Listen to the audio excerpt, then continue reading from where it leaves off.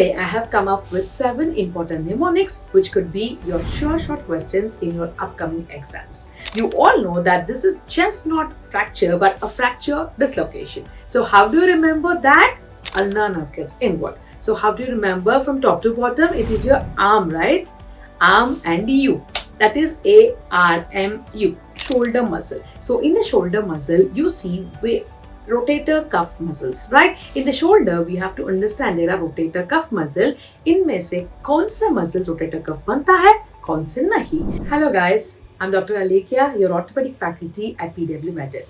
So today I have come up with 7 important mnemonics which could be your sure shot questions in your upcoming exams. So let us begin with the very first mnemonic. This mnemonic is about your forearm fractures. So you all know there are 2 important fractures in the forearm. That is your Monteggia. The second one is your Gillespie fracture. So remembering these 2 important fractures with the help of a mnemonic that is MURK.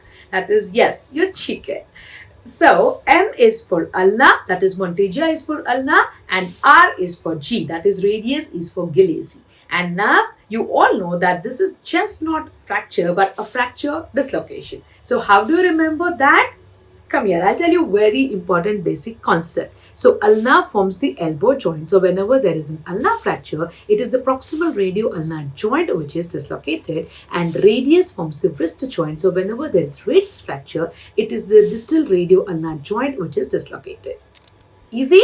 Yes. Then the second mnemonic. The second mnemonic is about your various fractures and its complications. So now let us take one important bone, that is your humerus bone which forms your arm, and various nerves which is involved in this fractures of humerus right from above to below. So the very first fracture is a surgical neck of humerus fracture where the axillary nerve is involved. Then the second one is your radial shaft or the radial groove where the radial nerve is involved. And the third one is your supracondylar fracture humerus where the median nerve gets involved, and finally your medial epicondyle where your ulnar nerve gets involved. So how do you remember from top to bottom? It is your arm, right?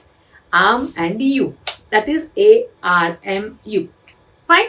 Then comes your third mnemonic. The third mnemonic is very interesting, and this is about your pediatric fractures. So the pediatric fractures, most important concept is about your physeal injuries, right? The physis is the growth plate. So whenever the growth plate is involved, how do you classify these fractures? So here the very important classification, that is your Salter-Harris classifications. And there are 5 types in the Salter-Harris classification. We are going to remember exactly with the help of the word Salter itself. So SALTENR together. So there are 6 words, but there are 5 types. So the final one, the last one would be a crush injury, which is type 5.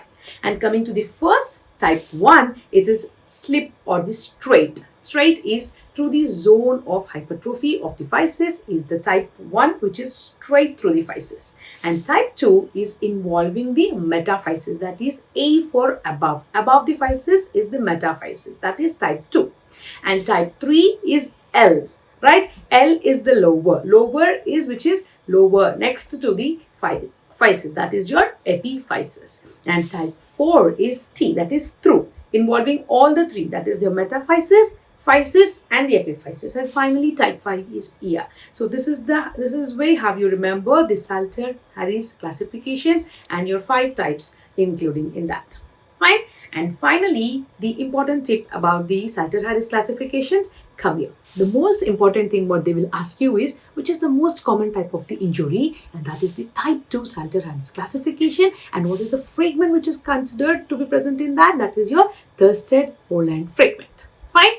So now coming to the fourth mnemonic. So the fourth mnemonic is about the various outcomes of the nerve injury. So we have learned that there are 3 important nerves, right? The radial nerve, the median nerve and the ulnar nerve in the upper limb. So whenever there is a radial nerve involvement, the patient will present you with the drops. So the wrist drop, the finger drop. So these drops, D is related with R, that is doctor, right? Drops with the radial nerve. Then claw hand. So this is clawing. So clawing is involved with the ulnar nerve.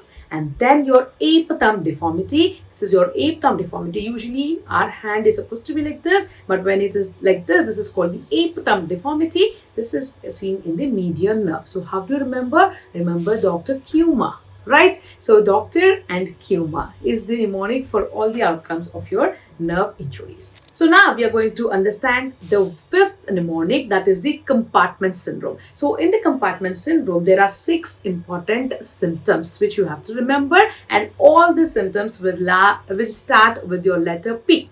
So P, first one, pain, pala, paresthesia, paralysis, poikilothermia, and finally pulselessness. So for the first and foremost important symptom to appear is pain. Come here again. So what is that important sign you have to notice? Stretch pain. So pain on stretch is very, very important for compartment syndrome. And finally, the most important question what they will ask you is what is the last one to appear? So the last one is pulselessness. Fine. And next, coming to the next mnemonic. So the next mnemonic is about your shoulder muscle. So in the shoulder muscle, you see rotator cuff muscles, right? In the shoulder, we have to understand there are rotator cuff muscles. इनमें से कौन सा muscle rotator cuff बनता है, कौन से नहीं? So what is the mnemonic for that? It is SIDS: supraspinatus, infraspinatus, teres minor, subscapularis. Fine. So in this, one more important tip for you. Come here again.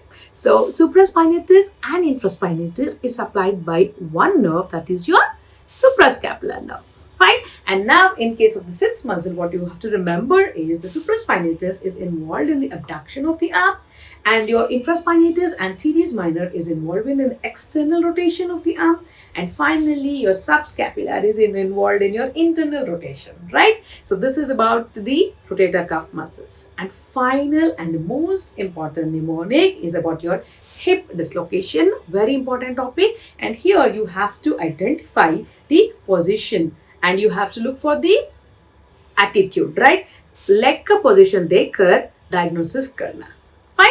So what is the position of the leg in case of posterior hip dislocation? So modest sitting. So whenever you're sitting in a corporate style like this, so it is flexion, adduction and internal rotation. Or uncultured sitting. So this is abduction, external rotation in case of your anterior dislocation of the hip. So if you like this video, please share to your friends.